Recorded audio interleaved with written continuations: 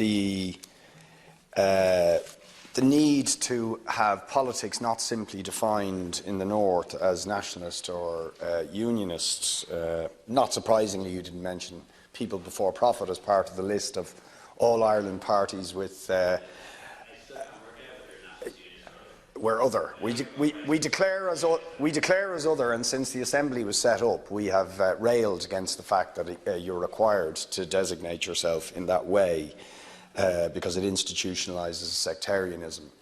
But I think we need concrete measures and not just aspirations. And I have suggested to you, and we've gone to the extent of writing to you today, making a suggestion to you about how we could actually concretise the effort to cross certain boundaries. Specifically, asking you to contact Wrightbus, the company that, where 500 workers, Catholic and Protestant, threatened with redundancy. It looks as if that's been overcome now, a new buyer has come in.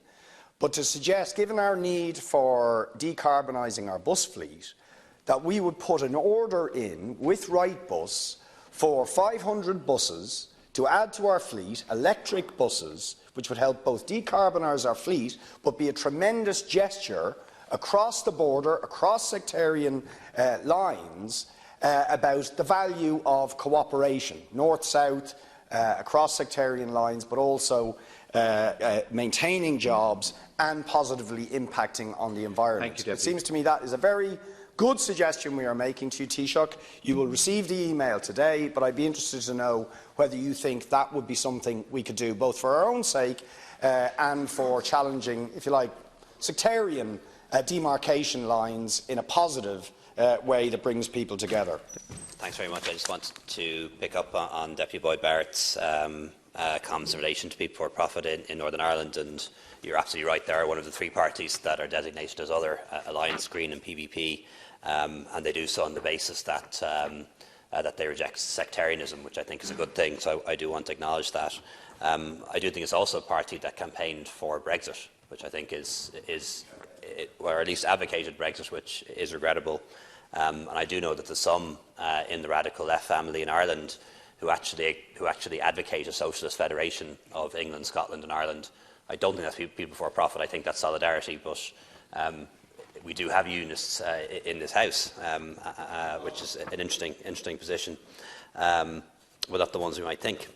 Just in relation to Wrightbus, I'm pretty sure Dublin Bus or Bus Éireann, if not both of them, do get some of their buses from Wrightbus already. But obviously, when any public bus company wishes to get new buses, they do have to go to tender. Not only is that the law under the rules of the European single market, it's also the right thing to do, because that's how you make sure that we get the best product at the best price. And that's what's right for taxpayers and right for people who use public transport. I don't think it would be right for a politician to intervene and direct a state company to give any particular company a contract for political reasons. I appreciate it would be a good political gesture, but it would be very much the wrong thing to do, and I think would probably constitute corruption, actually. But I do know in socialist systems around the world that form of corruption is normal, but it's not normal in this state. In my view, a politician directing a company to give a particular contract to another private company would constitute corruption, actually. I think it does, in fact, even under law. It's not just my opinion. Just in relation to Catalonia, this, of course, is an internal matter for Spain, but we can have opinions and views and take stands on internal matters in other countries. The government totally respects the constitutional integrity of Spain and the Constitution of Spain as well. But we firmly believe that these matters should be dealt with through dialogue. We see independence movements in other parts of the European Union, whether it's Scotland or other parts of the European Union as well, and people are not imprisoned for advocating self-determination or secession or so on. And certainly it's something I've spoken to Prime Minister Sanchez about before, and I will do again. And in my conversations with them, I've told them a little bit about Ireland's historical experience in 2016 when there was a revolution. Most people at the time did not support independence, but the very heavy-handed approach taken by the authorities at the time actually radicalised people and helped to give rise to independence. And I think sometimes acting with too heavy hand against people who make a particular proposition can actually be to their advantage. But this is a conversation I've had with the previous Spanish Prime Ministers and will again, but in no way does that in any way suggest that we don't totally respect the constitutional integrity of Spain and its unity.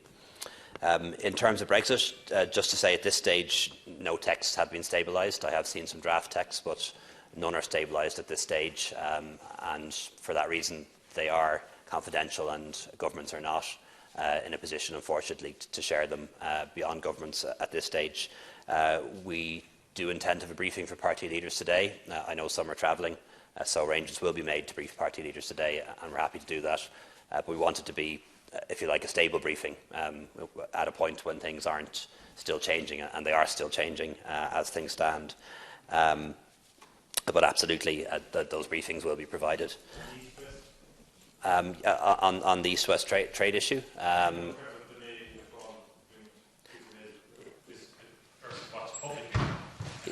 Yeah, no, I think Deputy Martin's analysis is correct. There has been a change in position of the UK government. Prime Minister May always advocated a relationship with the European Union that would be as close as possible, to use her terms. Prime Minister Johnson has taken a different view. It's more about disalignment. It's a harder Brexit that he envisages, a relationship closer to that with Canada, the Canada model, if you like. But at the same time, in our conversations, he has said that he wants there to be a very close trading relationship between the EU and the UK with no tariffs and with no quotas. So I think that's something that's going to have to be teased out in the future relationship treaty and the free trade agreement when we come to it. For our part, we will certainly want there to be a trading relationship between the EU and the UK in which there's no tariffs and no quotas. But connected to that has to be a level playing field. We can't have tariff-free, quota-free trade with a country that doesn't have similar or better standards when it comes to the environment and health and safety and labour rights. But again, Prime Minister Johnson says that his intention is that the UK after Brexit will have world-class environmental, health and safety and employment standards. So all that's going to have to be written down and teased out if we get to that point of negotiating a free trade agreement and a future relationship, and I hope we do.